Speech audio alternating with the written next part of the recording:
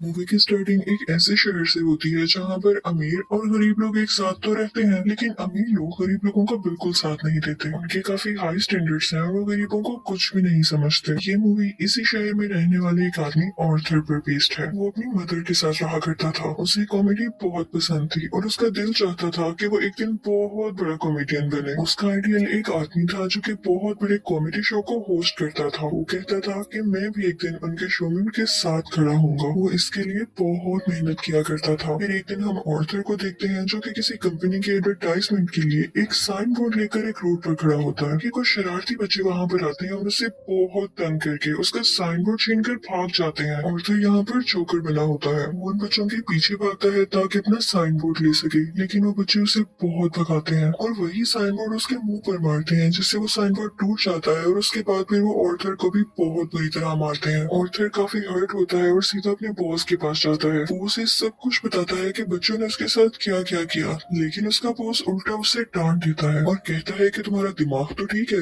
बच्चे ऐसी हरकत कैसे कर सकते हैं। बॉस उससे कहता है कि मैं तुम्हें तुम्हारी सैलरी भी नहीं दूंगा। ऑर्थर में कॉन्फिडेंस की बहुत कमी होती है, इसलिए वो यहाँ पर खुद के बारे में कुछ बोल ही नहीं पाता। वो वहाँ से काफी उदास होकर बाहर आ जाता है और सोचता है कि क्या मैं इतना बुरा हूँ कि कोई भी मेरी बात का यकीन ही नहीं करता। वो अपने घर आता है और डांस करने लगता है। यहाँ पे हम देखते हैं कि उसकी बॉडी काफी वीक होती है। अगले दिन ऑर्थर अपने कोलीग से मिलता है और उसे उन बच्चों के बारे में बताता है। उसका कोलीग उसे कहता है कि ये तो बहुत गलत हुआ, तुम्हें अपनी हिफाजत करनी चाहिए थी यार। और इसी के साथ वो उसे गन देता है और कहता है कि इसे अपने पास रख लो, ये मुश्किल वक्त में तुम्हारे काम आएगी। ऑर्थर ये लेने से इनकार करता है, लेकिन वो अपनी जबरदस्ती उसे गन दे देता है और फिर ऑर्थर अपने घर के लिए निकल पड़ता है। वो बस में होता है तो उसके सामने एक बच्चा भी बैठा होता है। वो उसे हंसाने की कोशिश करने लगता है और वो बच्चा जोर जोर से हंसने लगता है, जिस पर उस बच्चे की मदर को गुस्सा आ जाता है और वो ऑर्थर से कहती है कि हटो, परेशान मत करो हमें। लेकिन इस बात पर ऑर्थर हंसने लगता है। इनफैक्ट हमें बताया जाता है कि ऑर्थर को कोई सीरियस साइकोलॉजिकल इशू होता है और वो अपनी हंसी को कंट्रोल ही नहीं कर पाता। उसे कहीं पर भी हंसी आ जाती है। वो बस में बैठे हुए उस लेडी को एक कार्ड देता है जिसमें उसकी डिजीज के बारे में सब कुछ लिखा होता है। वो घर आता है और अपनी मेडिसिन लेने लगता है। इनफैक्ट वो गरीब था और ये दवाई बहुत एक्सपेंसिव थी, तो वो गवर्नमेंट के बनाए गए मेडिकल सेंटर से ये दवाई फ्री लेता था। वो एक दिन अपनी साइकियाट्रिस्ट के पास जाता है। वो उसे कहती है कि मुझे अपनी डायरी दिखाओ कि तुम क्या क्या लिखते रहे हो। जैसे ही वो उसकी डायरी खोलती है उसमें ये लिखा होता है कि मैं उस तरह नहीं मरना चाहता जिस तरह बुरी तरह से मैंने जिंदगी गुजारी है। फिर ऑर्थर वहाँ से अपने घर जाता है तो उसकी मदर उससे पूछती है कि क्या थॉमस की तरफ से कोई लेटर आया, तो ऑर्थर कहता है कि नहीं, आज भी नहीं। इनफैक्ट थॉमस इस मूवी में बहुत ज्यादा रिच बिजनेसमैन दिखाया गया है और लोग उससे बहुत डरते हैं। उसकी माँ उसे कहती है कि अगर उसको हमारी हालत के बारे में पता चलेगा तो वो हमारी हेल्प जरूर करेगा। अगले दिन जब वो बाहर जाता है तो वापसी पर आते हुए रास्ते में उसे एक सिंगल मदर मिलती है जिसके साथ एक छोटी सी बेटी भी होती है। वो ऑर्थर को काफी अच्छी लगने लगती है, लेकिन वो अपने घर आ जाता है। यहाँ उसकी मदर उससे फिर उसी लेटर के बारे में पूछती है तो ऑर्थर कहता है आपका क्या लेना देना है उससे, वो हमारी मदद नहीं करेगा।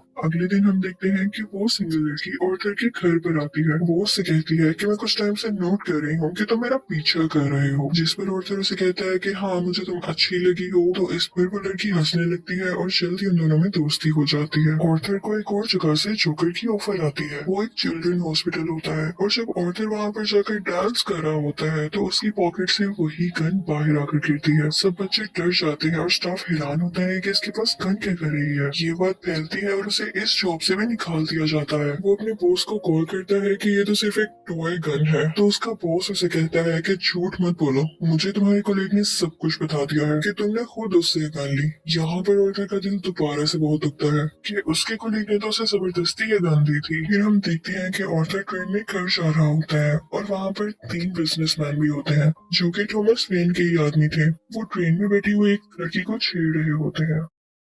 ऑर्थर को यहाँ पर अपने मेंटल डिसऑर्डर की वजह से हंसी आने लगती है और वो तीनों आदमी समझते हैं कि हम पर हंस रहा है। वो उसे बहुत मारते हैं, इतना मारते हैं कि उसके मुंह से खून आने लगता है। ऑर्थर उन्हें अपना मसला बताने की कोशिश कर रहा था, लेकिन वो तीनों उसकी एक नहीं सुनते। ऑर्थर को उन तीनों पर गुस्सा आ जाता है और अपनी गन निकाल कर उन तीनों को शूट कर देता है। वो वहाँ से ये सोचकर भाग जाता है कि मैंने 3 लोगों का कत्ल किया है। वो खुद को एक बाथरूम में लॉक कर लेता है। पहले तो वो डर रहा था, लेकिन यहाँ पर अचानक से वो डांस करने लगता है है। ऐसे लग रहा था जैसे अब उसे कोई रिग्रेट नहीं और वो काफी सुकून में भी था। आर्थर घर आता है तो टीवी पर न्यूज चल रही होती है जिसमें थॉमस बोल रहा होता है। वो कहता है कि जिन 3 लोगों का कत्ल हुआ वो मेरे आदमी थे और उन्हें किसी जोकर ने मारा। लेकिन यहाँ पर गरीब लोग उन तीनों की डेथ का अफसोस करने की बजाय जोकर्स का साथ दे रहे होते हैं, क्योंकि वो सब जोकर्स के रूप में ही अमीर लोगों के खिलाफ स्ट्राइक कर रहे होते हैं। वहाँ से आर्थर अपनी साइकेट्रिस्ट के पास जाता है तो वो उसे बताती है कि हम आज आखिरी बार मिल रहे हैं क्योंकि गवर्नमेंट ने हमें फंड्स देना बंद कर दिया है और अब के बाद मैं आपका फ्री इलाज नहीं कर सकती। आर्थर दोबारा से काफी टूट जाता है और उदास होकर वहाँ से बाहर आ जाता है। फिर हम आर्थर को देखते हैं जो कि कॉमेडी शो में लोगों को हंसाने की कोशिश कर रहा होता है, लेकिन वो ऐसा कर नहीं पाता और परेशानी में उसे जोर जोर से हंसी आने लगती है।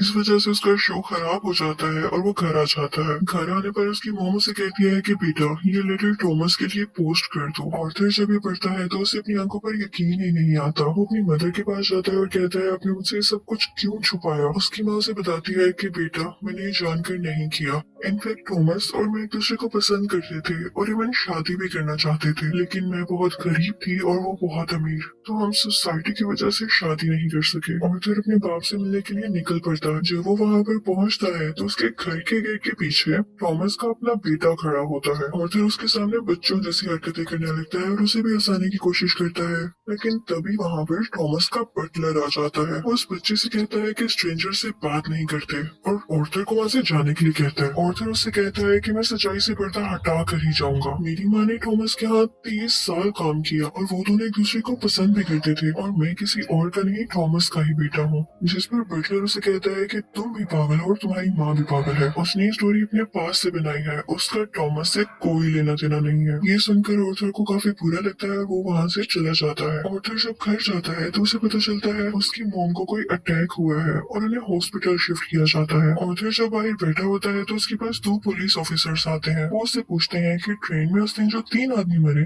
क्या तुम उनको जानते हो। तो आर्थर आगे से कहता है नहीं, मुझे क्या पता होगा। उसे पता चलता है कि इन पुलिस ऑफिसर्स ने उसकी माँ से भी सेम क्वेश्चन किया था, जिसकी वजह से उसकी मॉम को अटैक हुआ। वो अंदर अपनी माँ के पास आ जाता है और वहीं पर वो सिंगल मदर भी होती है कि तभी टीवी पर एक न्यूज चलती है और उस पर आर्थर का वही फेवरेट टीवी होस्ट होता है, वही कॉमेडियन जिसे आर्थर बहुत पसंद किया करता था। वो काफी शौक से उसका शो देखने लगता है, लेकिन देखते ही देखते उसे अपना चेहरा टीवी स्क्रीन पर दिखाया जाता है। बेसिकली आर्थर का फेवरेट कॉमेडियन उसका मजाक उड़ा रहा होता है। जब आर्थर को एक कॉमेडी शो में हंसी आ गई थी, ये देखकर आर्थर काफी टूट जाता है कि मेरा आइडियल मेरा मजाक उड़ा रहा है, इससे तो मुझे इंस्पिरेशन मिली थी। उसे इस सब चीज पर यकीन ही नहीं आ रहा होता। थॉमस घर आता है तो न्यूज चल रही होती है कि शहर के हालात काफी खराब हो गए हैं। गरीब लोग जोकर्स का मास्क पहने सड़कों पर निकल आए हैं और अमीर लोगों के खिलाफ स्ट्राइक कर रहे हैं। इन लोगों में बहुत दुश्मनी बढ़ गई है और ये सारे के सारे थॉमस के खिलाफ है। आर्थर ये देखकर काफी खुश होता है कि वो सब के सब लोग जोकर बने हुए थे, यानी क्लाउन्स बने हुए थे। उसे लगता है कि पहली बार उसकी जॉब की या उसकी किसी ने तारीफ की हो। अब जहाँ पर वो गरीब लोग स्ट्राइक कर रहे थे वो एक थिएटर था। उस थिएटर के अंदर अमीर लोग एक मूवी देख रहे थे और वहाँ पर थॉमस भी था। उस स्ट्राइक को रोकने के लिए पुलिस वहाँ पर आ जाती है और उन्हें मना करती है। हर तरफ हलचल मच जाती है और इस चीज का फायदा उठाते हुए आर्थर उस थिएटर के अंदर चला जाता है। वो थिएटर के वॉशरूम में जाता है जहाँ पर थॉमस भी आया था और फिर उसके पास जाता है और पोलाइटली कहता है कि मैं आपका बेटा हूँ, मेरी माँ और आप एक साथ हुआ करते थे, याद करें। थॉमस उसे कहता है कि मैं इस नाम की किसी औरत को नहीं जानता और उसे जोरदार मुक्का मारता है, यानी पंच करता है, जिससे उसकी नाक से बहुत खून आने लगता है। आर्थर घर चला जाता है और कुछ टाइम बाद उसे पुलिस की कॉल आती है। वो इनफैक्ट आर्थर से भी इन्वेस्टिगेशन करना चाहते थे उस दिन के बारे में जब उन 3 आदमियों का कत्ल हुआ था। और तभी आर्थर को ये भी पता चलता है कि जो उसका फेवरेट कॉमेडियन था उसने आर्थर को अपने शो में बुलाया है। इनफैक्ट उसने आर्थर की जो क्लिप अपने शो में चलाई थी उसकी वजह से उसके शो की रेटिंग काफी बढ़ गई थी, क्योंकि लोगों ने उसको पसंद किया था। वो बहुत खुश हो जाता है और तैयार होकर वहाँ पर जाने के लिए निकल जाता है, लेकिन उसे याद आता है कि थॉमस के बटलर ने कहा था कि मेरी माँ पागल है। तो वो उस मेंटल हॉस्पिटल पर जाता है जहाँ पर उसकी माँ का कभी इलाज हुआ था। वो उन लोगों से अपनी माँ की फाइल मांगता है। वो वहाँ से वो फाइल चुरा कर भाग जाता है। उसमें लिखा हुआ था कि आर्थर की माँ का किसी और के साथ रिलेशन था। वो उसे बहुत ज्यादा फिजिकली अब्यूज किया करता था, मारा करता था। और इसी दौरान आर्थर के सर पर भी चोट आई थी, जिसकी वजह से वो आज इस डिजीज का शिकार है। वो वहाँ से सीधा अपनी दोस्त यानी उसी सिंगल मदर के पास जाता है, लेकिन हमें यहाँ पर पता चलता है कि वो तो थी ही नहीं। वो असल में सिर्फ और सिर्फ उसकी इमेजिनेशन में थी और उसको उसके विजन्स आया करते थे। आर्थर अपने माँ की चोट की वजह से काफी परेशान होता है। वो हॉस्पिटल जाता है और पिलो से अपनी माँ को मार देता है। घर आकर देखता है तो उसे पिक्चर मिलती है जिसके पीछे लिखा हुआ था कि मुझे तुम्हारी स्माइल बहुत पसंद है, जो कि थॉमस ने लिखा था। और ये पिक्चर उसकी मदर की थी। यहाँ उसे एहसास होता है कि उसकी माँ झूठ नहीं बोल रही थी। वो अपना जोकर का मेकअप करने लगता है और यहाँ पर वो काफी दुखी होता है और उसे कुछ समझ नहीं आ रहा होता कि उसके आसपास क्या हो रहा है। तभी वहाँ पर उसका वही कोलीग आ जाता है और वो कहता है कि जो उस दिन ट्रेन में 3 कत्ल हुए और रिसेंटली तुम्हारी माँ का भी कत्ल हुआ, मैं उसके बारे में कुछ पूछना चाहता हूँ। आर्थर को लगता है कि ये लोग फिर से मेरा जीना हराम करने आए हैं और वो यहाँ पर अपने कोलीग को पूरी तरह से मार देता है। अब इसके बाद आर्थर तैयार होता है और अपने जोकर का फुल कॉस्ट्यूम पहन लेता है। वो अब अपने फेवरेट कॉमेडियन के शो में जाने की तैयारी कर रहा था। वो बहुत खुश होता है और रास्ते में डांस करता हुआ जा रहा होता है। वहीं पर वो दोनों पुलिस ऑफिसर्स भी आ जाते हैं जो उससे ट्रेन में हुए हादसे के बारे में इन्वेस्टिगेशन कर रहे थे। पर आर्थर वहाँ से भाग आता है और भागते भागते एक ट्रेन में घुस आता है। उस ट्रेन में और भी बहुत सारे लोग ऐसे थे जिन्होंने जोकर का कॉस्ट्यूम पहना था। पुलिस इतने सारे लोगों में उसको ढूंढ ही नहीं पाती, तो इसी बात का फायदा उठाते हुए वहाँ से बाहर आ जाता है और अपने फेवरेट कॉमेडियन के शो की तरफ जाता है। वो जब उसके सामने जाता है तो वो उससे पूछता है कि क्या तुम भी जोकर बने हो, क्या तुम भी अमीरों के खिलाफ प्रोटेस्ट कर रहे हो। आर्थर उससे रिक्वेस्ट करता है कि आप लोगों को मेरे बारे में कुछ न बताइएगा सिवाय इसके कि मैं एक ऑर्डिनरी जोकर हूँ।